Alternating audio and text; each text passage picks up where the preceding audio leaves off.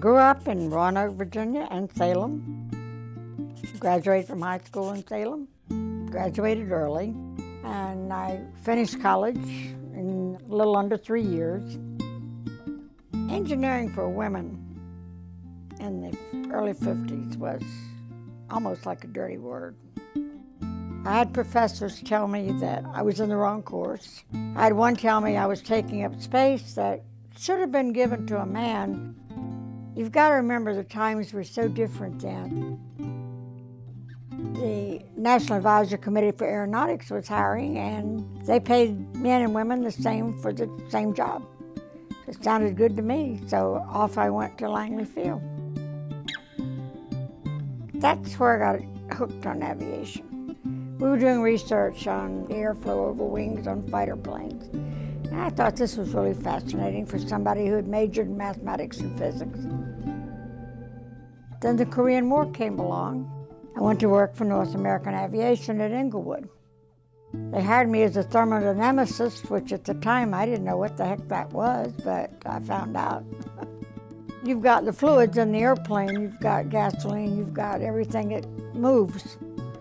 Anything like that will change the dynamics of the way the plane's designed. I worked primarily on the F-86 and the F-100, the Super Sabre. I worked on the radome for a while on the team that did that.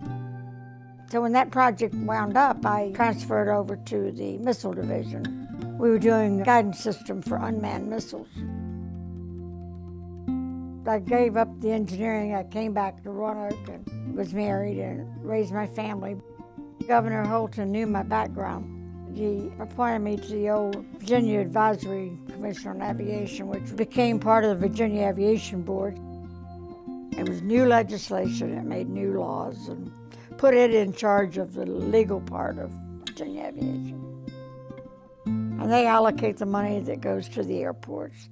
Runways, facilities, whatever is needed at the airport.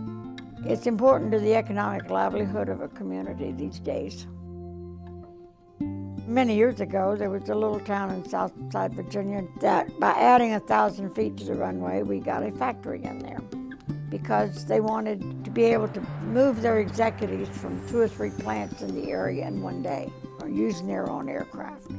The little town, which had an employment problem, got a factory that employed hundreds of people. I was there for 16 years. 6 of that was chairman. I think I'm the only woman that's ever been chairman. Governor Gilmore put me back on the board in 1998 for another term, so that made 5 terms and 5 different governors. I got appointed by Republicans and Democrats, so I must have been doing something right. I just always wanted to do something that was a little different. Was this famous Star Trek, go where no man has gone before? Well, I wanted to go where no girl had gone before. And I would advise the young girls coming up to think outside the rut, think outside the box. Look at your options, don't just follow a pattern. It's a lot more fun.